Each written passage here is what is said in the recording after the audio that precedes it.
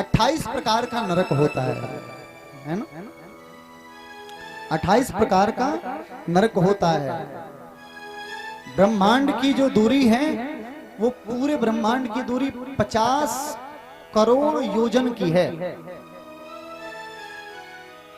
और इस पृथ्वी से 99,000 योजन नीचे एक सुंदर संयमनी पुरी है, जिसको हम लोग नरक लोक कहते हैं, नरक कहते हैं। और यहाँ पे 28 प्रकार का नरक बना करके भगवान जी ने तैयार किया। 2-4 नरकों का नाम भी सुन लो।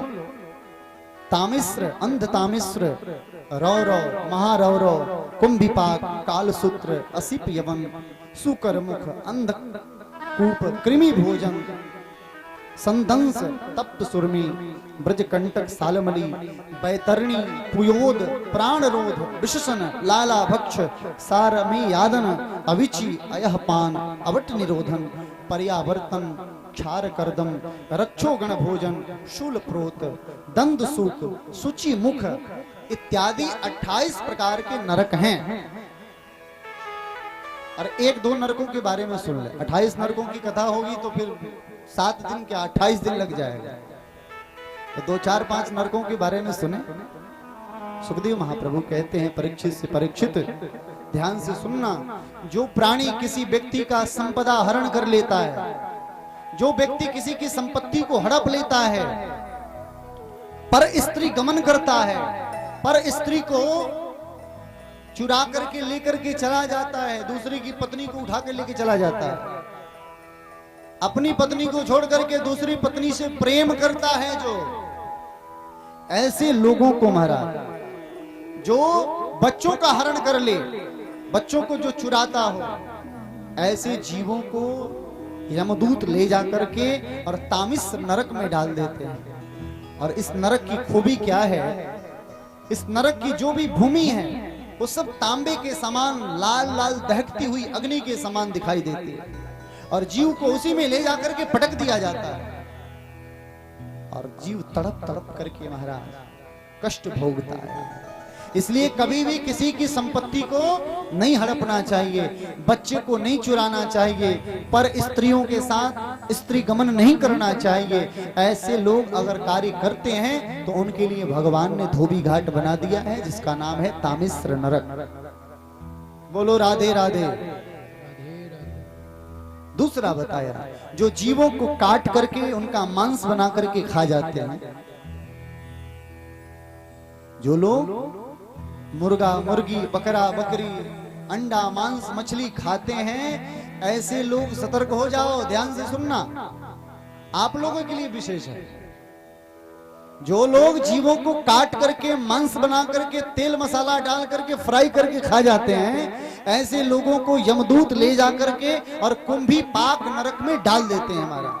और कुंभी पाक नरक में बहुत बड़े बड़े तेल के कड़ाहे जो होते हैं, उसमें तेल गरम गरम खौलता रहता है, और उसी कड़ाही में ले जाकर के उस जीव को डाल दिया जाता है, और 1 सेकंड में आदमी पकौड़ा बन करके निकल जाता है। बोलो राधे राधे। तो ईमानदारी से बताओ, दिगवा वाले कौन कौन खाते हो? कैमरा नहीं करूंगा उधर, चिंता नहीं करो, कैमरा नहीं घुमाऊंगा, लेकिन ईमानदारी से बताओ कौन कौन खाता है, हाथ उठाओ।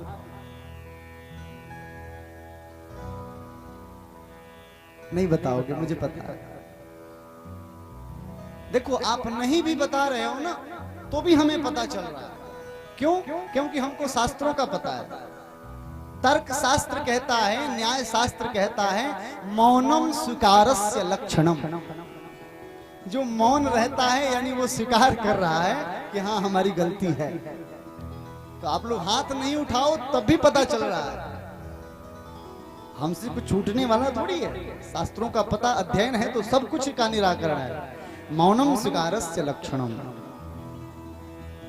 कोई बात नहीं, हाथ मत उठाओ, लेकिन निवेदन है आपसे, आपकी उंगली कट जाती है, आपका नाखून थोड़ा सा उखड़ जाता है तो कितना दर्द करता है, और आप उन निरपराध जीवों को, बिना कुछ किए हुए गलती करने वाले बिना जीवों को ले जाकर के आप काट देते हो। हाँ, फ्राई कर देते हो, उसमें भी तेल मसाला लगाते हो। बताओ, तुम्हारी उंगली को काट करके अगर कोई तेल मसाला लगा करके फ्राई करके तुम्हें ही दे दे तो कैसा लगेगा? बताओ। अपनी उंगली थोड़ी सी जल जाती है, रोटी सेंकते समय तावे पे थोड़ी सी उंगली जल जाती है तो हालत खराब हो जाती है। और आप उन छोटे छोटे बेजुबान जीवों को काट करके और खा जाते हो, शर्म नहीं आती है आपको? गोस्वामी जी ने निराकरण निकाला है। ऐसे जीवों को ले जाकर के कुंभी पाक नरक में डाल दिया जाता है। ये तो भागवत जी कहती हैं, लेकिन हमारे मानस में बाबा कहते हैं क्या? मीन मांस जे करही आहारा, मीन मांस जे करही आहारा। एक नहीं 64 जोनी गिद्ध अवतारा, 64 जोनी गिद्ध अवतारा,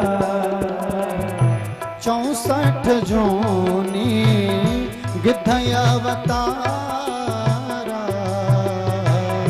64 जोनी, 64 जोनी, 64 जोनी गिद्ध अवतारा।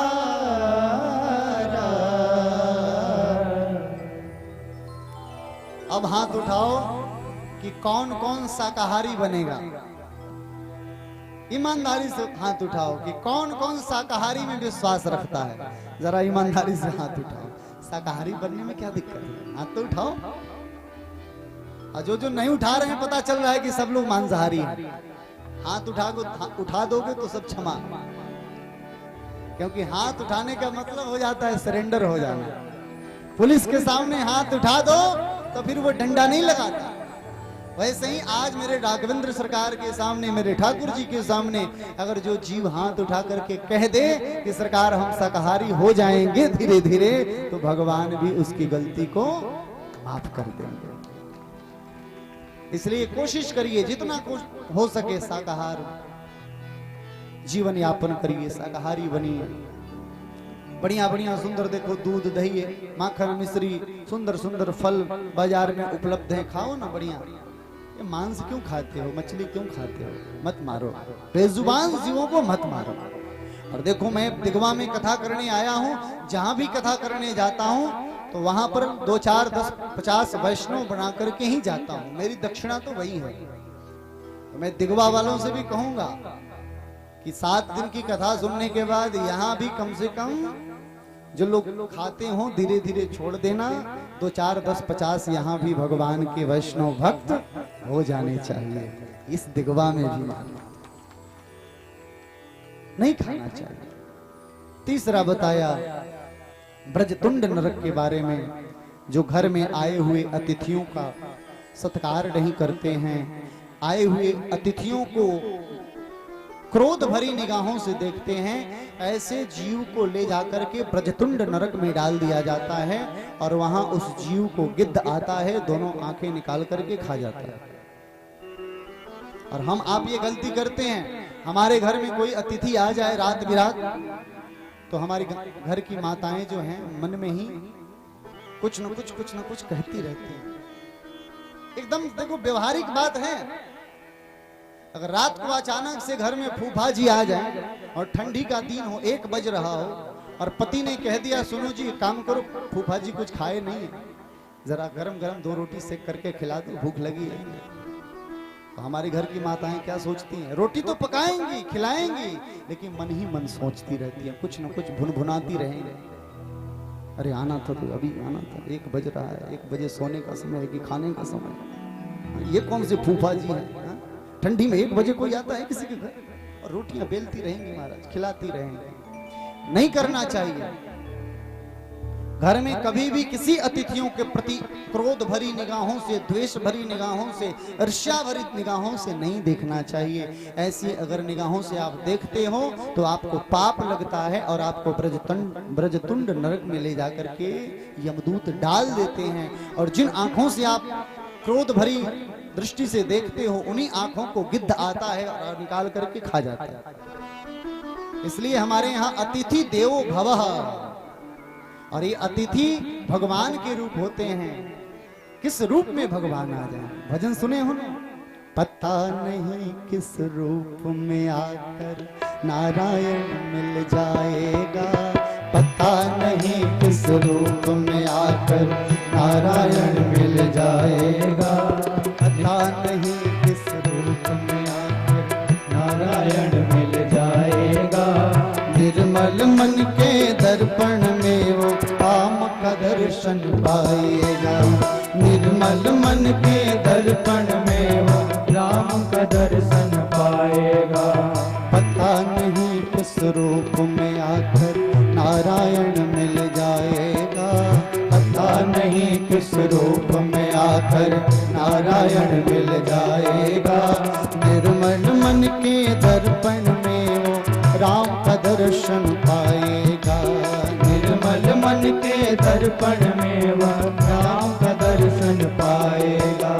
पता नहीं किस रूप में आकर नारायण मिल जाएगा, पता नहीं किस रूप में आकर नारायण मिल जाएगा। पता नहीं किस रूप में आकर नारायण मिल जाएगा। निर्मल मन के दर्पण में वो राम का दर्शन पाएगा। इसलिए अतिथियों के प्रति सत्कार की भावना रखो, क्रोध की भावना नहीं रखो। इस प्रकार 28 प्रकार के नरकों का वर्णन सुनाया।